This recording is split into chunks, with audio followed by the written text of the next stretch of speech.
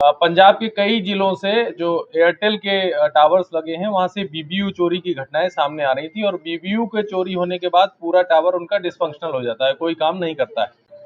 उनमें एक तो ऊपर जो बैंड लगे होते हैं उन्हें आरआरयू बोलते हैं, रेडियो रिसीवर यूनिट, और नीचे जो इनका प्रोसेसिंग यूनिट होता है, जैसे कंप्यूटर में सेंट्रल प्रोसेसिंग यूनिट होता है वैसे ही इनका एक लगा होता है बेस बैंड यूनिट, जिसे बीबीयू बोला जाता है।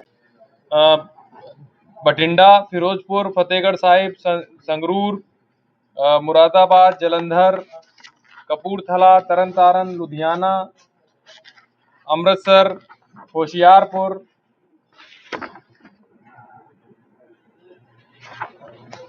फिरोजपुर सिटी, रायकोट, इस प्रकार कई जिलों से इस प्रकार की सूचनाएं एयरटेल के पास में आ रही थी। तो एयरटेल ने भी इसमें एक अच्छा काम किया कि उन्होंने अपनी बीबीयू में कुछ टेक्निकल इनपुट डाला। जब उन्होंने उसे ट्रेस किया तो वो यहाँ पर लोहिया नगर थाना क्षेत्र में आकर बंद हुआ। उसके बाद उन्होंने हमसे संपर्क किया। पहले उन्होंने उसे ढूंढने का प्रयास किया पर उनके द्वारा नहीं सफलता प्राप्त हो सकी अंतिम लोकेशन तक पहुंचने में।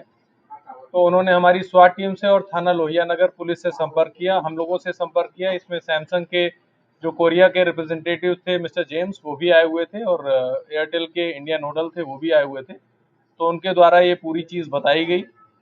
तो जब यहाँ पर छापेमारी की गई तो इसमें 237 बीबीयू बरामद हुए, बेस बैंड यूनिट्स, जिसमें से 235 एयरटेल के बीबीयूज हैं और 2 जियो के बीबीयूज हैं। इसकी कीमत उनके द्वारा $6500 बताई गई है एक बीबीयू की। तो अगर इस हिसाब से देखा जाए तो लगभग 15 करोड़ 40 लाख रुपए की रिकवरी मेरठ पुलिस के द्वारा की गई है। इसमें अभी हमारे पास एक व्यक्ति जो कि जाकिर कॉलोनी थाना लोहिया नगर का रहने वाला है, शाहरुख, वो बरामद हुआ है। इससे पूछताछ की जा रही है। इसमें कुछ और लोगों के नाम भी प्रकाश में आए हैं, उनकी गिरफ्तारी के भी प्रयास जारी हैं और शीघ्र ही उनकी गिरफ्तारी की जाएगी।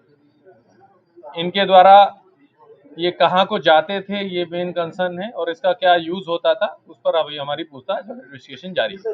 ये जो चोरी करते थे इसको इनको क्या लाभ होता था? जो ये कहाँ खपाते थे इस कार्ड? जी, जैसे मैंने कहा कि कहाँ जाते थे और इसका क्या यूज होता है। नॉर्मली जो स्क्रैप जाता है इनके पास में, और भी एक चीज सामने आई है कि जो स्क्रैप है वो उसकी रसीदें भी इनके पास उपलब्ध थी, जबकि ये स्क्रैप के रूप में नहीं है। ये इन एफआईआर से कंफर्म हो गया है।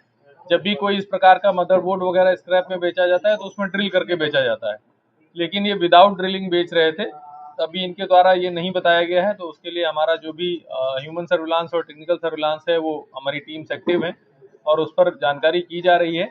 कहाँ पर इनका यूज होता है और कहाँ बेचते थे उसके लिए हम लोग जानकारी करके आपको बताएंगे। अभी जो इन्होंने बताया है इनके 2 साथियों के बारे में हमें पता चल गया है और 2 साथी और संभावित इनके हैं जो इन्होंने नहीं बताया है लेकिन वो हमें पता है। तो इस प्रकार 4 साथी इनके अभी फरार हैं, लेकिन उन पर जब हम अपना टेक्निकल सर्विलांस कर लेंगे तभी उनका मुकदमे में नाम खुल जाएगा। सर, इसमें आपने बताया कि गैंग चोरी करते थे या गैंग चलाते थे सर? जैसे आपने बताया कि पंजाब से भी ये हटाए गए हैं, चोरी किए गए हैं। जी, मैं यही बता रहा हूँ कि अभी ये जो हमारी बैकवर्ड चेन की ट्रेसिंग है वो बाकी है। जब ये ट्रेस हो जाएगा तो पता चलेगा कि ये लोग क्या कर रहे थे। जो 4 अभियुक्त यहाँ के हैं और 2 उसमें मुजफ्फरनगर के लोग हैं, वो फरार हैं, अभी उनकी गिरफ्तारी शेष है। उनसे जब गिरफ्तारी होगी तब पूछताछ में ये तथ्य सामने आएंगे।